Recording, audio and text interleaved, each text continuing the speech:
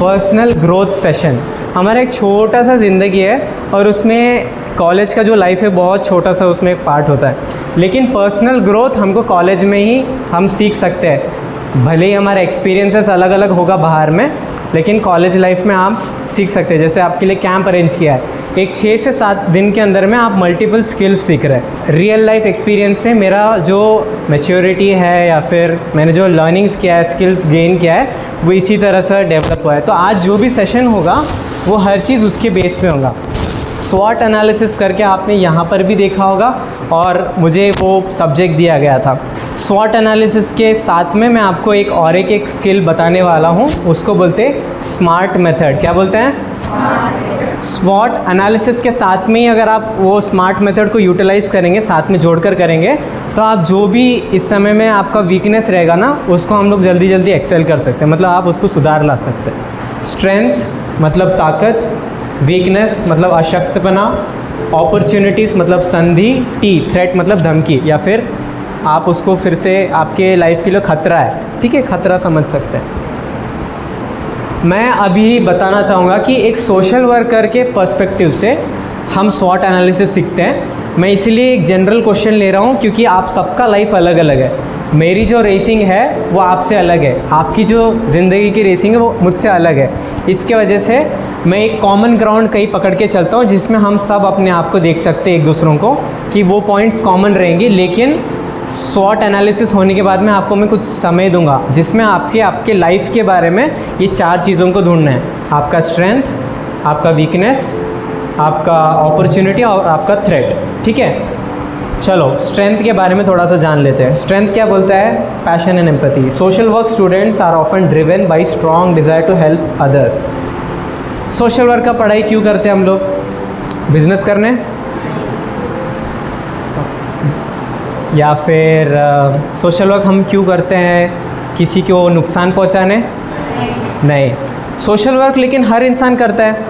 रास्ते में कोई आंटी दिख गई, उसको बिस्किट लेकर दे दिए, या कोई बच्चा अकेला बैठा है उसको कंबल दे दिए, ओढ़ने के लिए कपड़ा दे दिए, या कोई बूढ़ी माँ है अकेली बैठी है उसके साथ थोड़ा मीठे बात कर लिए 2 मिनट। सोशल वर्क तो हर लोग करते हैं, लेकिन हमको को कैसा अलग अपने आप को हम अलग कैसे देख सकते हैं? हम डिफ्रेंशिएट कैसे कर सकते हैं? हम लोग एक वर्ड सुनते हैं हमारे कॉलेज में, व्यावसायिक समाज कार्य, प्रोफेशनल। इसका अर्थ है हम जो कार्य कर रहे हैं ना समाज में, उसके पीछे में एक मंथ्स ऑफ ट्रेनिंग हुआ है, डिग्री हमारे पास में, एक प्रोफेशनल हमको सिखाया जाता है, ठीक है। ये अंतर है, इस अंतर को मैं आगे आगे समझा दूंगा। सेकेंड है थियोरेटिकल नॉलेज। हमको थियोरी का नॉलेज बहुत पक्का है। समाज कार्य के बारे में अगर आपको कोई भी चीज़ पूछे तो ज़रूर आपको आएगा। क्यों? क्योंकि आप उसको प्रोफेशनली ट्रेन कर रहे हो, तो ये आपकी ताकत हो जाती है, ठीक है। रैंडमली आप बाहर जाकर किसी इंसान को, बेटा केस वर्क का प्रिंसिपल बता पाएंगा कोई इंसान? नहीं, लेकिन आप बता पाएंगे, है ना। Principle of confidentiality, principle of individualisation, principle of मतलब लिसनिंग, सुनने का जो तत्व है, दूसरे इंसान को बिना जजमेंट रीति से देखना, ये सारे तत्वों को हम सीखते हैं स्टेप बाय स्टेप। ऐसा बाहर का कोई इंसान सीखता है क्या? नहीं। इसका मतलब है हमको एक एज मिल गया, राइट। Number 3, fresh perspective. ये एक बहुत अच्छा चीज़ है। हमने first year, second year, third year में प्रस्तावना लिखते हैं शुरुआत में जर्नल के अंदर में। उसमें एक स्टेटमेंट है कि कोई भी जात, लिंग, धर्म, भाषा का भेद नहीं करेंगे। इसका अर्थ है सोशल वर्क को एक जो स्टूडेंट होता है उसका एक नया पर्सपेक्टिव बनाते हैं। यहाँ पे आप किसी को भेदभाव करके नहीं चलते। आप फील्ड वर्क में जाएंगे तो नहीं यार वो कम्युनिटी अच्छा नहीं है, हम वहाँ फील्ड वर्क नहीं करेंगे, ये कम्युनिटी थोड़ा सा अच्छा लग रहा है, इधर करेंगे। ऐसा नहीं करते हैं ना। आप अगर फील्ड वर्क जाते तो जो सबसे कमज़ोर लोग हैं, मैं तो वो किया था, जो सबसे कमज़ोर बैकग्राउंड है उनको जाके छूना है, उनको हमको स्केल अप करना है, हेल्प करना है, ठीक है। Number 4, flexibility and adaptability. Social worker जैसा एक फील्ड है ना, सबसे ज़्यादा फ्लेक्सिबल है। अब हम देखते हैं वीकनेसेस, कॉमन वीकनेसेस पता करने की कोशिश किया हूँ कि student lack practice experience in field. काफ़ी बार हम लोग है ना फील्ड में जाते तो हैं लेकिन एक जगह पर बैठे रहते हैं। मुझे याद है 3rd सेमेस्टर में धूपकाल था, मेरा टीम को काफ़ी गर्मी में फील्ड वर्क करना था तो बहुत बार हमने स्किप किया, और वो जो स्किप करने की वजह से काफ़ी लर्निंग हमको नहीं मिला, ठीक है, जितना मिलना चाहिए था। मुझे लगता है कम्युनिटी ऑर्गेनाइजेशन का वो फील्ड वर्क चल रहा था, है ना। वीकनेस है, काफ़ी सारे स्टूडेंट्स फील्ड वर्क जाते हैं लेकिन उसका फ़ायदा नहीं उठाते, एक वीकनेस पकड़ते हैं। दूसरा है टाइम मैनेजमेंट। कितने लोगों को टाइम मैनेजमेंट करने में तकलीफ़ होता है, हाथ ऊपर करिए। आपका पढ़ाई, राइट, ठीक है, वीकनेस, इसको हम वीकनेस करके समझेंगे, इसको हम ठीक कर सकते हैं, ठीक है। Number 3, financial burdens. आप लोगों से तो बहुत आता है कंप्लेन कि पैसा इतना क्यों ले रहे हैं, ठीक है। सो फाइनेंशियल बर्डन आपके ऊपर में एक बोझ है कि फाइनेंस को आप मैनेज नहीं कर पा रहे हैं, ये एक वीकनेसेस पकड़ लेते हैं। Number 4, confidence and assertiveness. काफ़ी सारे स्टूडेंट्स को इवन पीजी लेवल आने तक भी और एमएसडब्ल्यू की फील्ड में आने के बाद भी कॉन्फिडेंस बिल्डअप नहीं होता है। शायद उसमें आपका एक पार्ट है और शायद करिकुलम का एक पार्ट है। बार बार हम अपने आप को अगर ऐसा सिचुएशन में डालें, बार बार हम सामने जाने की प्रयास करें तो हम उसको डेवलप कर सकते। Number 3, opportunities. आप में काफ़ी सारे लोगों को अपॉर्चुनिटीज़ है। Number 1 opportunities, internship and volunteer opportunities. इको प्रो में काफ़ी सारे स्टूडेंट्स आप लोग जा रहे हैं, आप क्या गेन कर रहे हो, एक्सपीरियंस गेन कर रहे हैं, राइट। उसी तरीके से इंटर्नशिप्स करके भी काफ़ी होते हैं, अलग अलग संस्था लेता है। मैं जब सेकेंड ईयर ऑफ बीएसडब्ल्यू में था तब 1 साल के लिए मैंने 3 अलग अलग एनजीओज़ में फ्री में इंटर्नशिप कर रहा था, एचआर बनकर या सोशल वर्कर बनकर। उसी बेस पर मुझे एक कंपनी में एचआर करके जॉब मिल गया। सो एक्सपीरियंस या फिर इंटर्नशिप्स वेस्ट नहीं जाता है। तो आपको लगता है कि क्या एक्स्ट्रा टाइम 1-2 घंटा गुजारना, पर वो आपके लिए अच्छा है।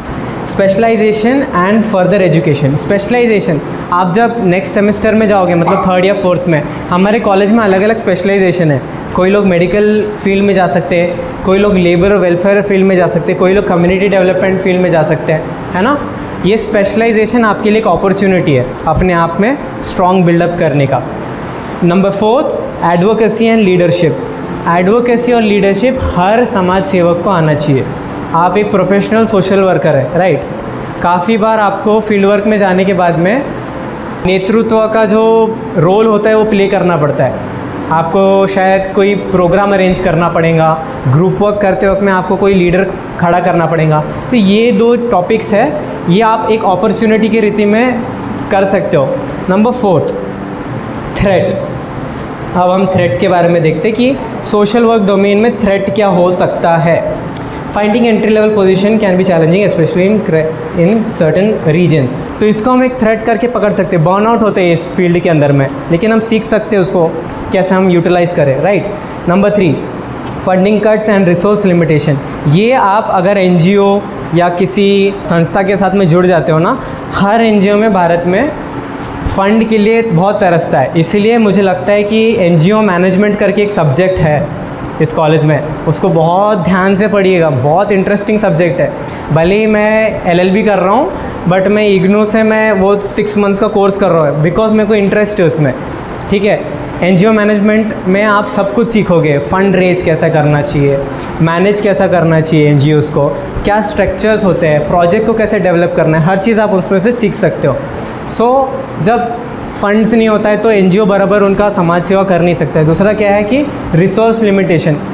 जैसे फॉर एग्जांपल एक 100 लोगों का एक गांव है पर एक भी बोरिंग नहीं है, ठीक है, हैंड पंप नहीं है।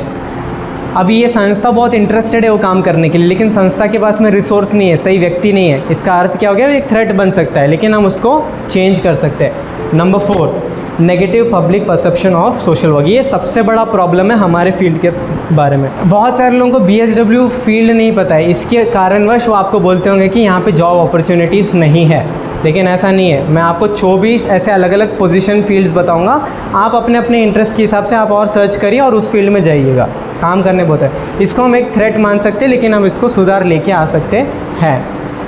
अभी हम करते हैं एक छोटा सा रिफ्लेक्शन टाइम।